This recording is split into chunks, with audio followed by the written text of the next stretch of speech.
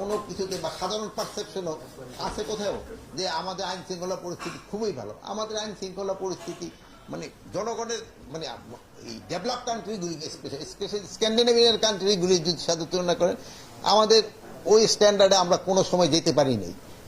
আমরা হয়তো দোয়া করবো আমরা না পারি, হয়তো ভবিষ্যতে যারা তারা যেন যেতে পারে, আমরা তো ওই স্ট্যান্ডার্ডে যেতে পারি না। তো আমরা আমাদের লেভেলে থেকে আমরা চেষ্টা করে যাচ্ছি যতটা উন্নতি করা যায়। এই শোনেন, এই 3ই আগস্ট সম্বন্ধে একটা কিন্তু আতঙ্ক ছিল, 5ই আগস্ট সম্বন্ধে এখানে তো কোনো ধরনের আতঙ্কের কোনো কারণেই নেই। আল্লাহ দিলে সব কিছু সব প্রোগ্রাম হবে এবং সব ভালোভাবে হয়ে যাবে আল্লাহ দিলে। এটা আপনাদের সাহায্য এবং সহযোগিতা দরকার। আপনারা বিভিন্ন জায়গাও কভার করবেন, আপনারা দেখবেন যে সবকিছু আল্লাহ দিলে ভালোভাবে হয়ে যাবে। সতর্কতা তো সরকার তো সবকিছুর ব্যাপারে সতর্ক থাকতে হয়। এই সতর্কতার জন্যই তো আমরা এই বিভিন্ন মিটিং টিটিংগুলি করি এবং আপনাদেরও বলি যে আপনারাও আমাদের সাহায্য করেন।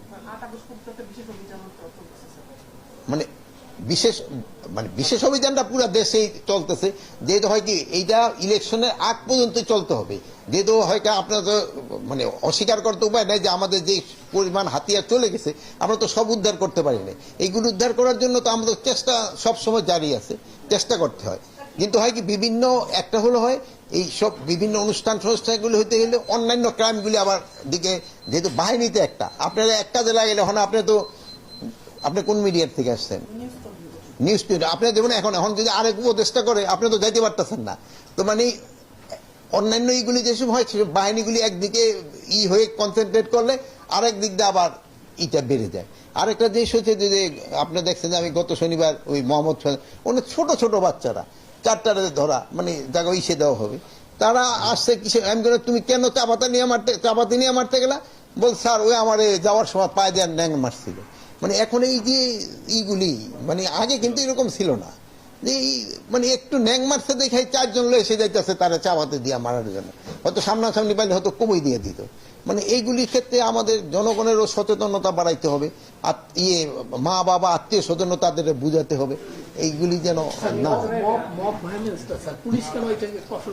মব ভাইলেন্স আপনার কাছে একটু জিজ্ঞেস করি আগে থেকে কমছে কি কমে নেই?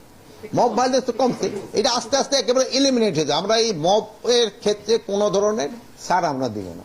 স্যার, নির্বাচন নিয়ে আলোচনা চলছে, সম্ভব যেহেতু আমরা দেখছি আপনি সরকারের একজন উপদেষ্টা হিসেবে আছেন, সামনে নির্বাচন নিয়ে পুলিশের প্রস্তুতি কেমন এবং এই নির্বাচনে আওয়ামী লীগ অংশ নেবে কি নেবে না এরকম অনেক আলোচনা চলছে। কে অংশ নিবে কে অংশ নিবে না এটা আমার স্বরাষ্ট্র মন্ত্রণালয়ের প্রশ্ন না।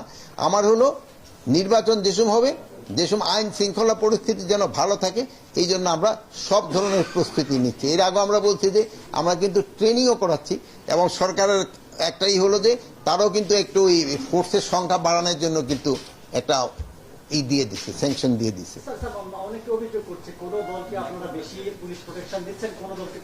আমরা সবাইরই সমান এই প্রোটেকশন দিচ্ছি।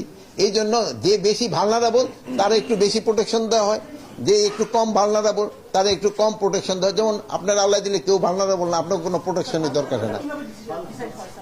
এটা তো বিভিন্ন এজেন্সি আছে, প্লাস আপনারও কোন যে এই এলাকাটা ভালনারেবল, আপনাকে থেকে এই ইনফরমেশন পাওয়া। ভালো থাকেন, দোয়া করি। আল্লাহ হাফেজ। এই বাহিনীতেই তো নির্বাচন হবে আল্লাহ দিলে এবং খুব ভালোভাবে হবে নির্বাচন।